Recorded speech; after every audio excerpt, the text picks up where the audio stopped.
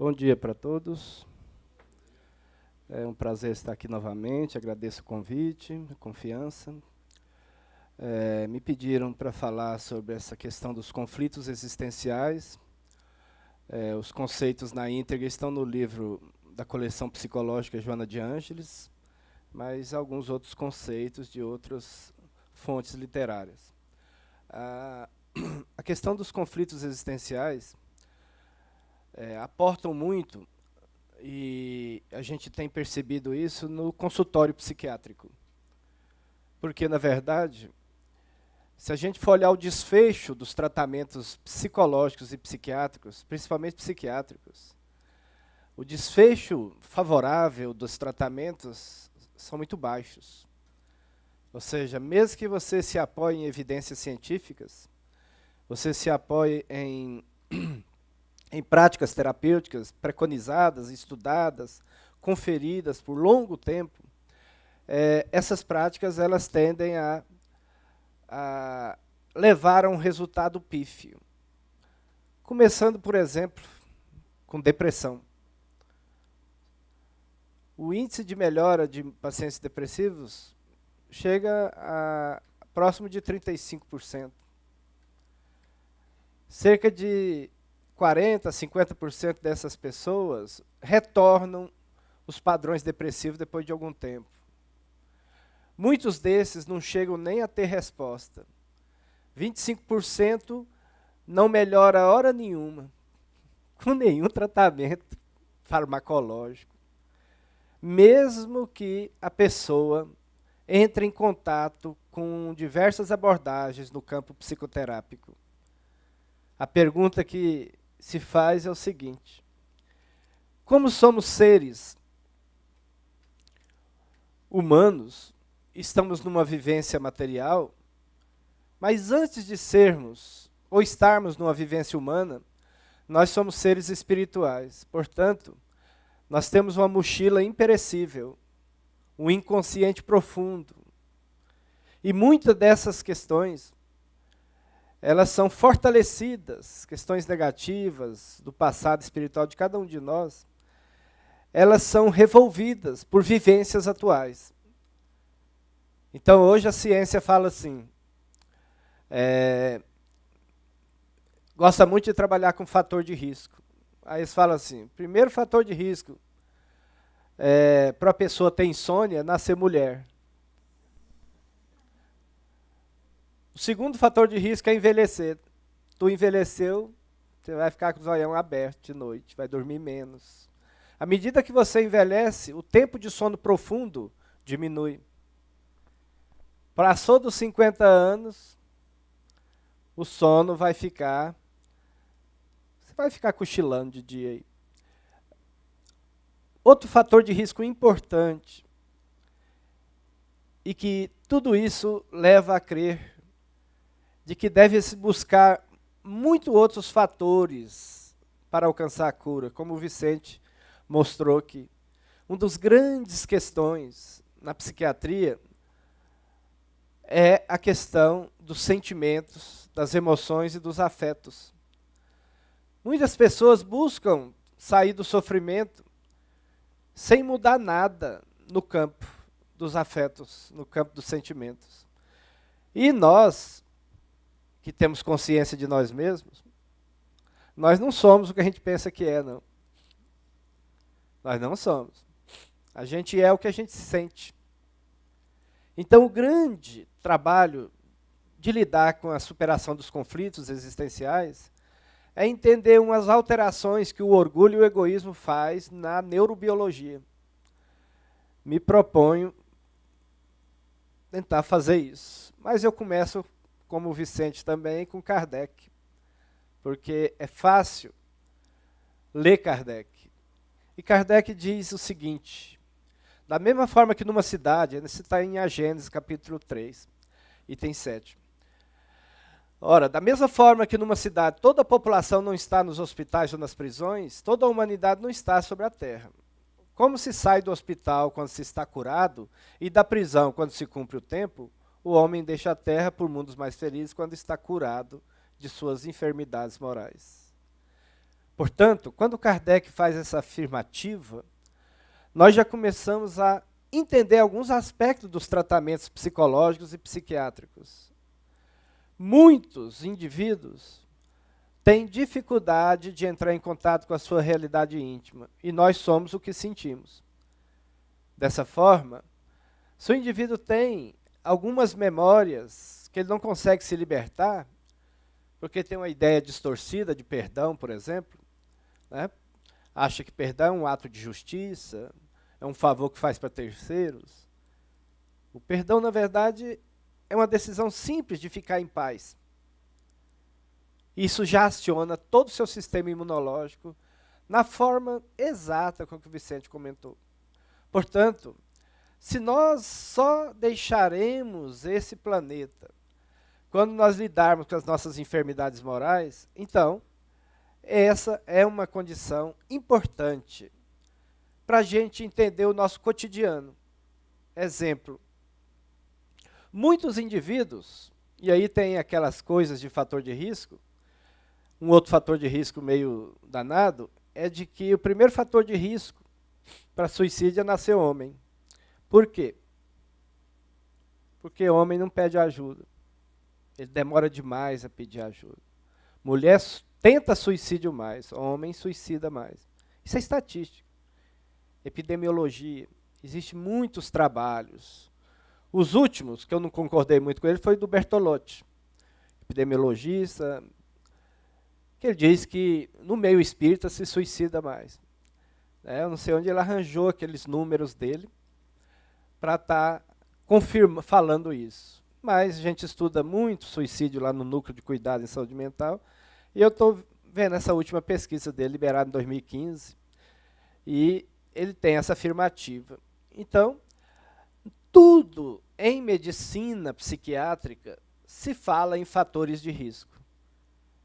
Então, quando se coloca que 95% das pessoas que não dormem têm alguma condição primária, e em 95% dos casos a insônia é secundária, ou seja, ela surgiu de alguma condição, algum conflito existencial, alguma patologia psiquiátrica, alguma condição médica, que vai desde dor, que vai desde o problema no humor, na ansiedade, todas essas condições cursam com insônia.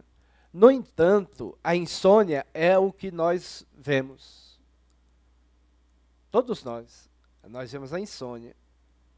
Na depressão, a gente vê o retraimento social, mas a gente não sabe dos determinantes internos.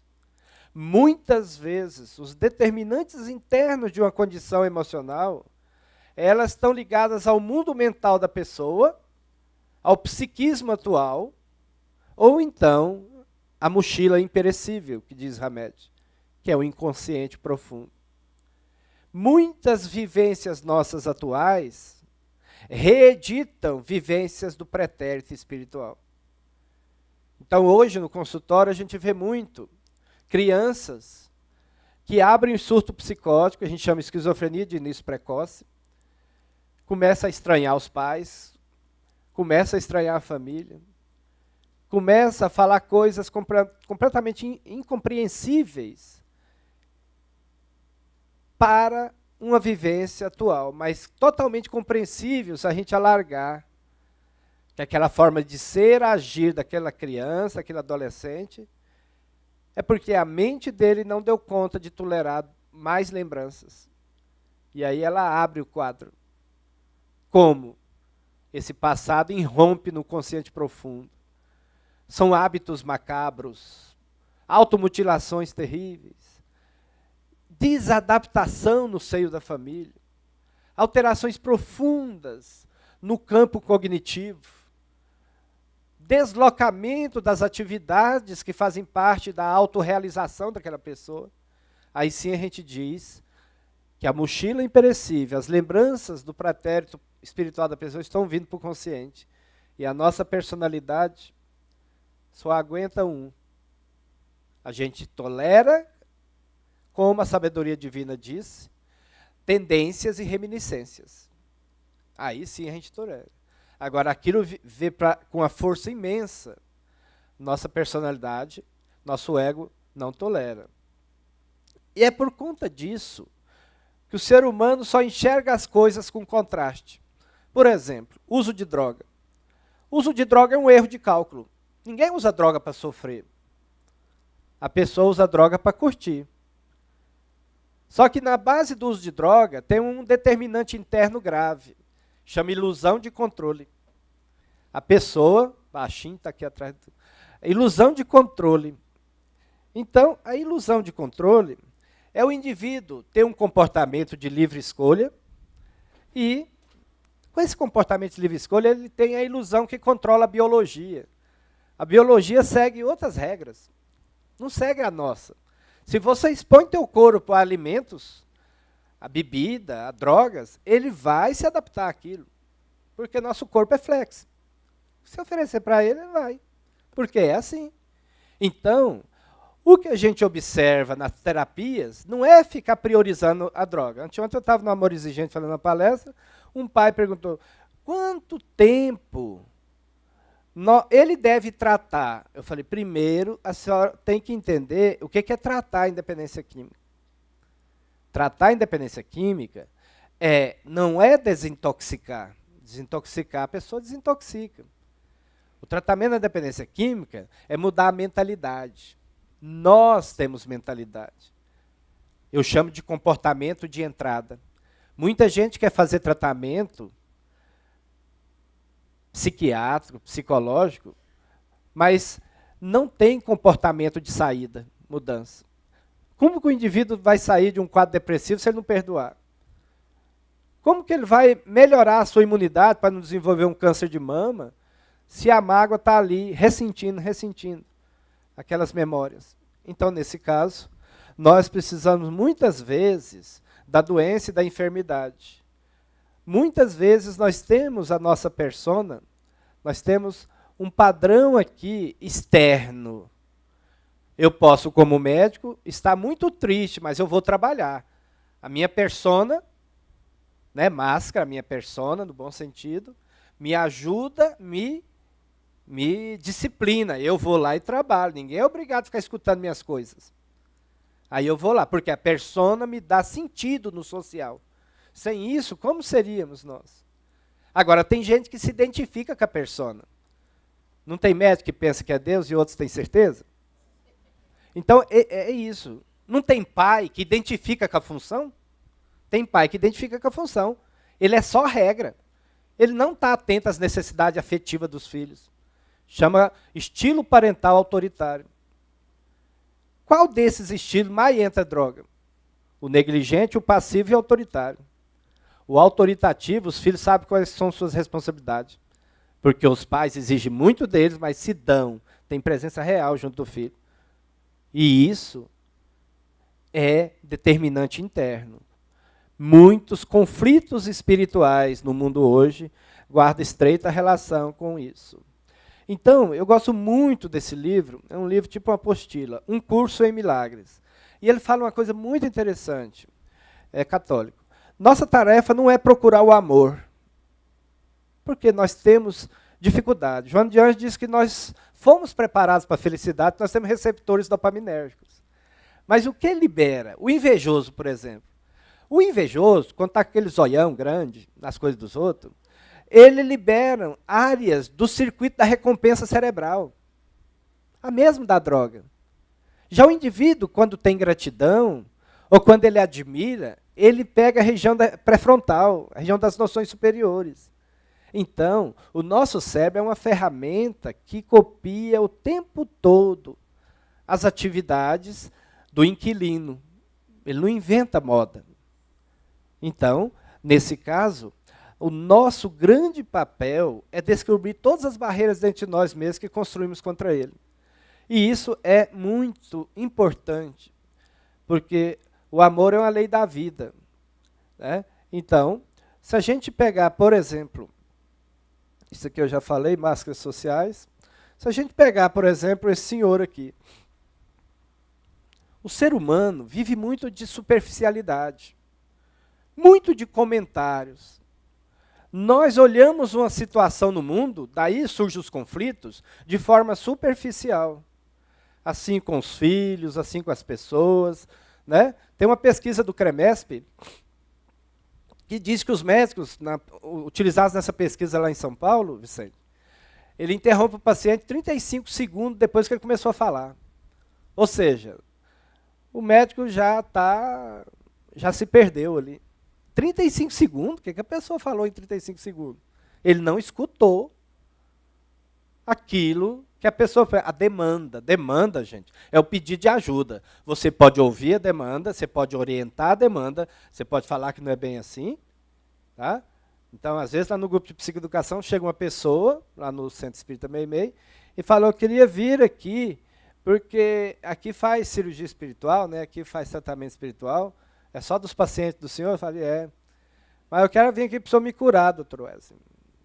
A gente tem que orientar a demanda. A demanda dele precisa ser contextualizada. O que é cura? O processo sempre é autocura. Então a gente não pode ficar prometendo coisas para as pessoas. Então a gente olha para essa pessoa, a gente pode ter diversas condições da persona dele. Mas a gente pode, ao mesmo tempo, imaginar o que se passa dentro das pessoas. Então, o ato de desprezar, o ato de julgar os outros, é uma das bases do maior conflito na existência humana. Eu vejo gente sofrendo profundamente em casa com quadros depressivos. E eu vejo famílias e mais famílias indiferentes. Meu consultório tem 3 cadeiras e um sofá, para ver se as famílias vêm com o paciente. Alguns, perdoe aí nós homens, o gênero, alguns homens são capazes de acompanhar a esposa e ficar lá de fora, não entra nem com a vaca tussa. Os filhos entram e ele fica lá fora. A omissão paterna no Centro-Oeste é grave. Muito grave. Então, é muito importante a gente olhar a essência das coisas. A persona nós deixamos assim que desencarnamos. Assim que a gente vai embora, esse negócio de médico, professor, delegado, juiz, não precisa ficar identificado com isso. Use apenas. Um médium não vai ser cobrado pela produção mediúnica dele, não. Um médium ou um pai vai ser cobrado o que ele fez com a oportunidade oferecida pela mediunidade, em termos evolutivos pessoais. Então, é isso que é importante. Então, do ponto de vista do que estamos falando, as nossas atos e atitudes estão intimamente ligados. Então, quando há um conflito, ciúme, por exemplo, orgulho, o egoísmo, que é a doença matriz primordial, nós temos que olhar o que determina. Uma pessoa deprimida que chega no consultório, o comportamento dela está retraimento social, crise de choro, não quer falar com ninguém, não está conseguindo trabalhar, para tomar banho está um esforço danado. Isso é o comportamento dela. Mas tem determinante interno, no campo dos pensamentos, emoções negativas, pensamento negativo, visão negativa de si, do futuro e do mundo. Retraimento social. Na energia, sem energia, lentidão do pensamento. E no afeto, um embotamento, um distanciamento. Eu não consigo sentir prazer com nada, doutor Wesley, nem com aquilo que eu gostava antes. Então, quando uma pessoa aparece ali, a gente tem que ouvi-la, tem que acolher. Então, nesse caso, todas as atitudes, todo o comportamento da pessoa, ela precisa ser analisado, porque os conflitos existenciais, muitos deles, remontam a vidas passadas e vão surgindo lenta e progressivamente no consciente atual. Quanto mais estado alterado de consciência nós temos, raiva, por exemplo, que sequestra o cérebro. Você faz um monte de besteira num segundo para minuto. Hora que o sequestro é liberado, você volta para cá. Para que eu fui fazer isso? Para que eu falei isso? Não tinha necessidade disso. Você já está na análise de novo, o sequestro acabou. Então, lidar com as emoções, gerenciar as emoções é uma das grandes dificuldades da humanidade hoje, determinando conflitos terríveis. Então, tudo que somos, tudo que fazemos, fazem nexo com as experiências. Hoje as pesquisas mostram que crianças que sofrem maus tratos ou abuso sexual na infância, ele armazena essas experiências numa região do cérebro chamada amígdala. São as memórias emocionais. Aquilo que estudamos fica no hipocampo, nas memórias cognitivas. Portanto, essas memórias amigdalianas, elas são vivenciadas ou são gatilhadas para vir para o consciente quando a gente reedita ela com alguma experiência. Se foi um autoritarismo muito grande, no chefe nosso no trabalho, na dificuldade ali, aquilo vai vir para o consciente. Então, nós não podemos ficar neste mundo aqui sem questionar o objetivo dessas coisas acontecerem conosco. E observar quais são nossos valores, quais são nossas crenças sobre as coisas. Sair do senso comum. Então, porque são nessas condições aí que estão as verdadeiras motivos determinantes. Um deles, e eu vou terminar falando sobre a percepção e o orgulho. O estudo da percepção em psicologia ele é muito importante, porque a percepção nos dá uma ideia real que vai se acoplar ao sensorial. Eu olho para ele, eu vejo a expressão do rosto dele. Eu olho para um celular, eu não vejo nada. Porque no celular eu estou lidando com mensagens. Com ele, eu estou lidando com metamensagem. O celular transmite uma mensagem manipulada pelo pensamento. Na metamensagem, pelo sentimento. Portanto, quanto mais você fica vivendo de mensagem aí, mais distante você fica. Chama isso de divórcio emocional. Os conflitos da existência hoje é porque nós usamos demais a função pensamento e vamos deixando de lado a função sentimento. Assuntos importantes em casa precisam ser discutidos com pai, mãe, marido e mulher, pais com filhos, não são discutidos, não são falados. Parece que é um código de silêncio e as coisas vão se perpetuando. Muitos pais não sabem nada dos filhos, não compreendem que a coisa mais importante que uma mãe e um pai pode fazer por um filho num consultório, passando por conflitos existenciais, é o conhecimento que tem dele.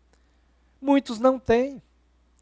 É doutorado demais, mestrado demais, trabalho demais, diversão e viagem demais. De forma que a função cuidadora fica em segundo plano, ou terceirizada.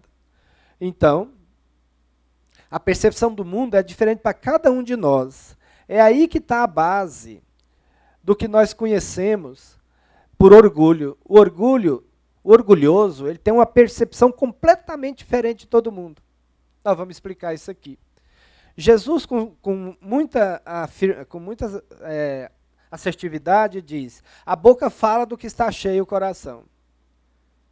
Naquela época, a hipocrisia é, mas ele come coisas impuras, ele anda com indivíduos de má índole.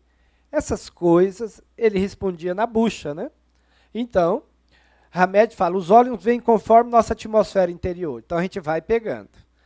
Todos os escritos que nós temos são para caminhar para o entendimento.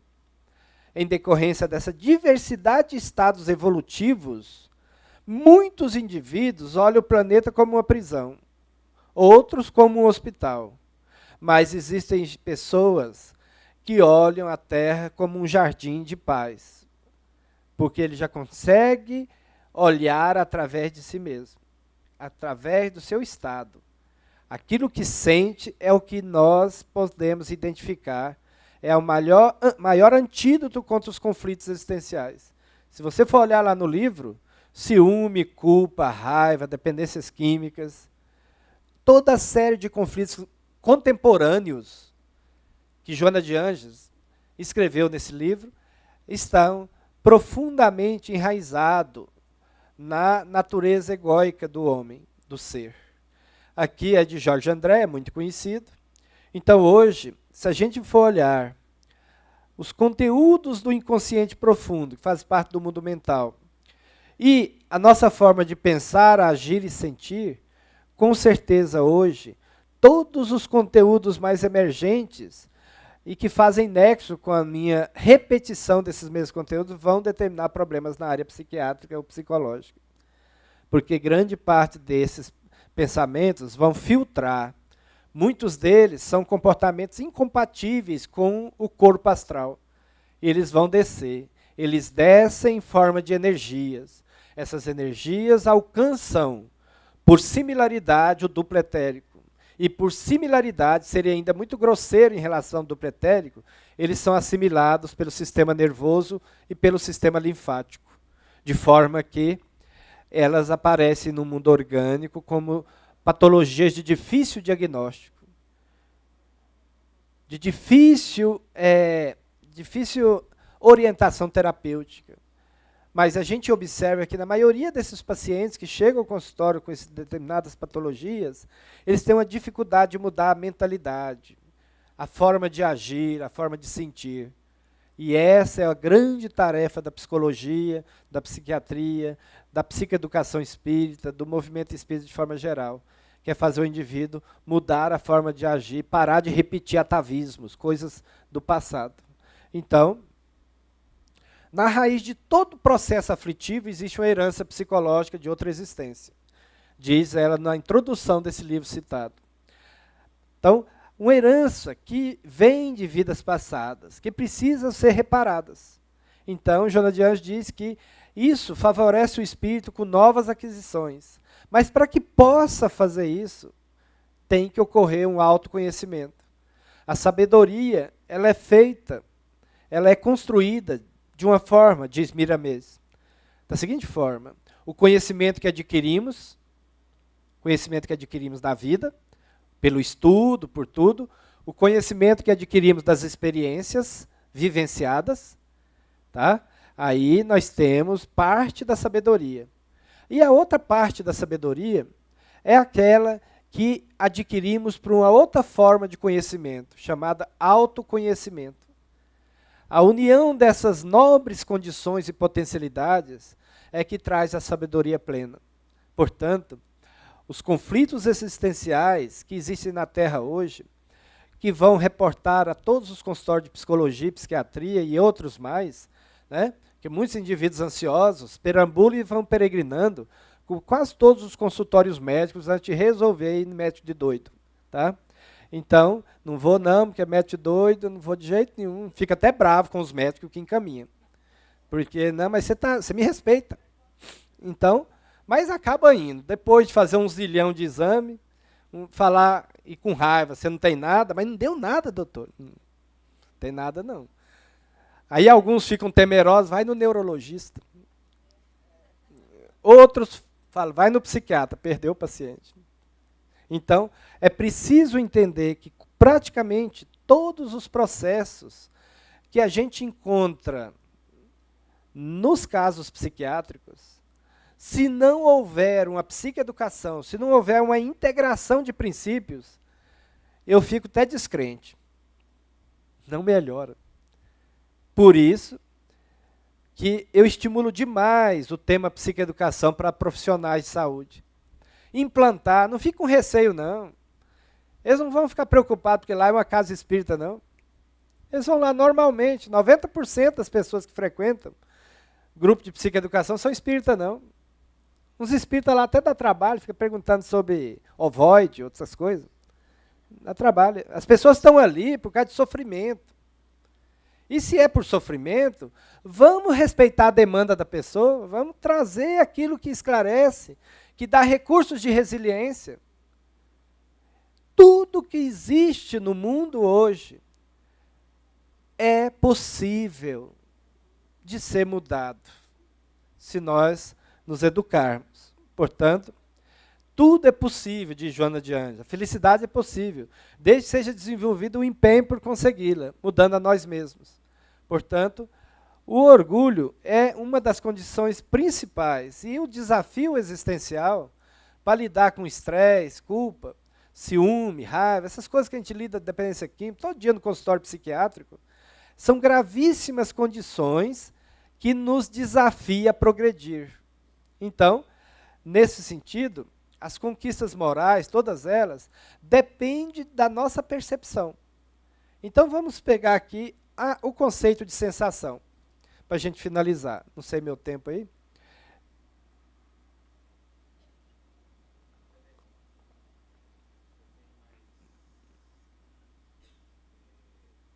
Perdi um. Tá. Primeiro, sensação e percepção.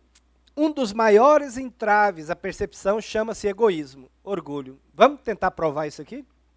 Psicologicamente? A sensação é um fenômeno psíquico elementar, que resulta da ação de estímulos externos nos nossos órgãos dos sentidos, né? Então, isso é óbvio. Os 5 sentidos dos seres humanos cooperam entre si e alargam-se mutuamente. Goiano, por exemplo, ele só consegue ver se ele pegar. Então, ele pega e vê. Aí ele viu, finalmente. Tá certo? Alguns têm que cheirar para ver. Então, cada sentido... Não tem que cheirar? Cada sentido alarga o outro. Portanto, já a percepção é a compreensão de algo.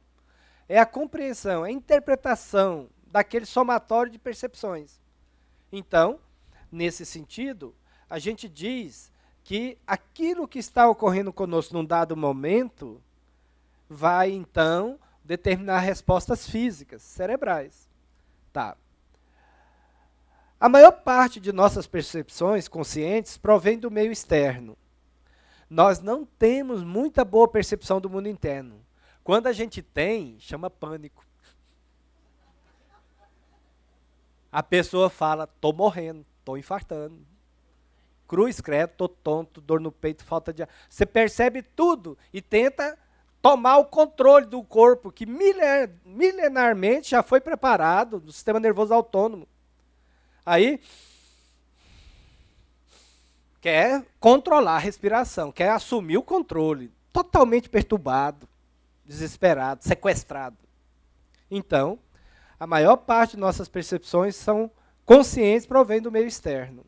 Então, a sensação resulta do primeiro contato com, né, a realidade. É a captação pura e simples.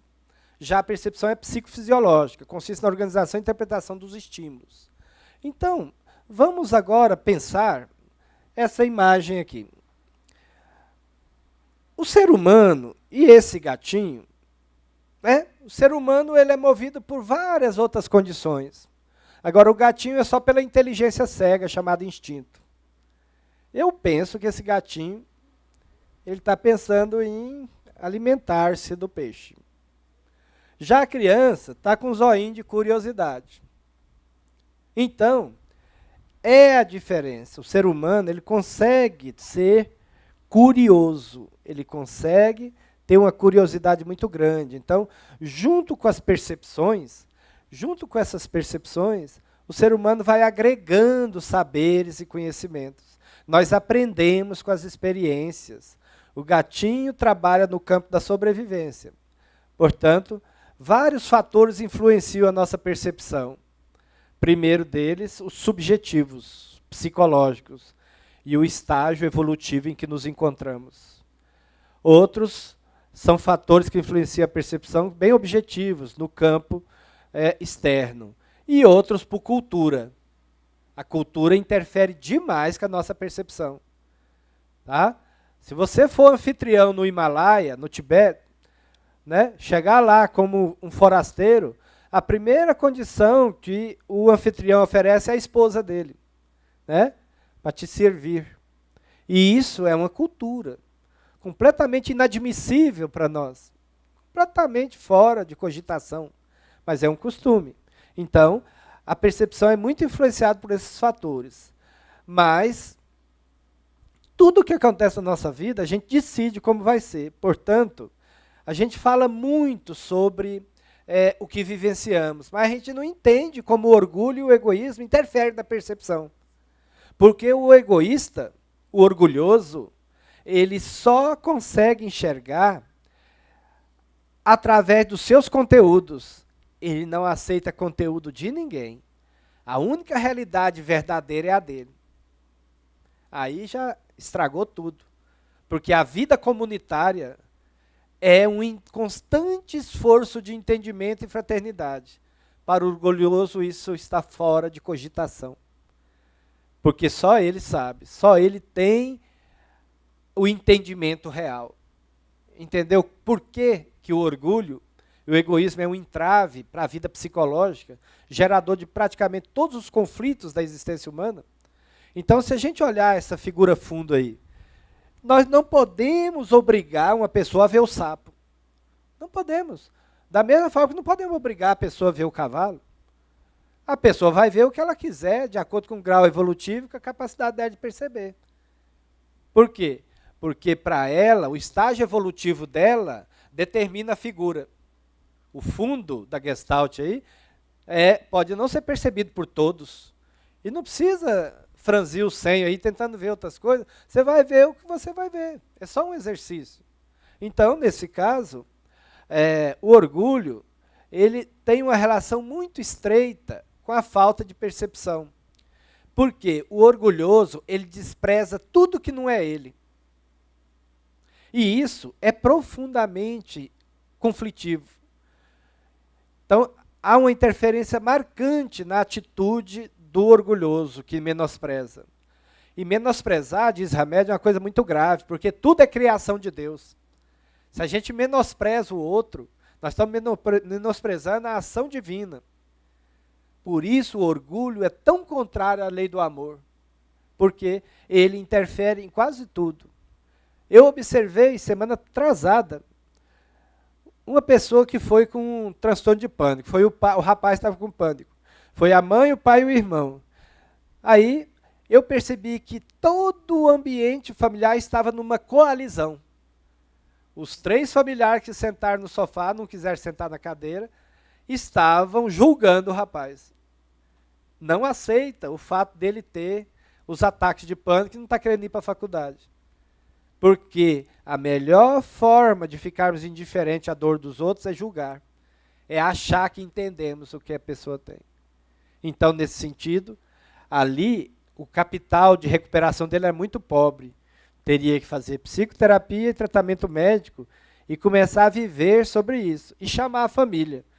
Uma consulta à família, uma consulta a ele. Aí o irmão falou, não, mas não é eu que estou com essas frescuras. Eu falei, não, mas você está com outra coisa muito mais grave. Aí nós vamos tratar você. O teu irmão é só um mensageiro do sistema de onde ele vem. Então, é importante que o paciente identificado não assuma as mazelas da família. Porque nós somos deuses. Não diz Jesus? Vós sois deuses. Nós estamos o tempo todo criando impressões na atmosfera espiritual das pessoas, mental, emocional e também física. Todo o ambiente nosso recebe a nossa influência. E nós criamos imagens, formas, pensamentos que afetam os outros. Então, se a gente observar o orgulho, é uma forma com que interpretamos tudo. É um estado de consciência em que a insensibilidade predomina. Portanto, o orgulhoso utiliza unicamente o que supõe ou imagina, não o que sente. Então, ele é muito preocupado com o que vai dizer as pessoas, o que vão dizer a sociedade, porque o orgulhoso, ele tem um bloqueio perceptivo terrível. Por isso é um entrave à evolução humana. Boa parte das condições psiquiátricas que cursam com resistência, a gente vai perguntando, até quem chega lá. Nesse bloqueio perceptivo causado pelo orgulho. Portanto, Hamed, só para finalizar aqui, isso aqui eu já comentei, Hamed diz que tem uma forma terapêutica da gente sair do estado de orgulho, vai dar tempo. Não ficar facilmente magoado com crítica ou desaprovação. Procura pensar sobre isso. Isso, quanto mais orgulhoso, mais melindroso. Segundo, desenvolver a autoconfiança, porque a autoconfiança tem a ver com crença de identidade, que é autoestima, amor a si mesmo, a autoimagem, a autoconfiança, a autorresponsabilidade e maturidade. Então, todo indivíduo carente não tem autoconfiança e acha que precisa do amor do outro para sobreviver.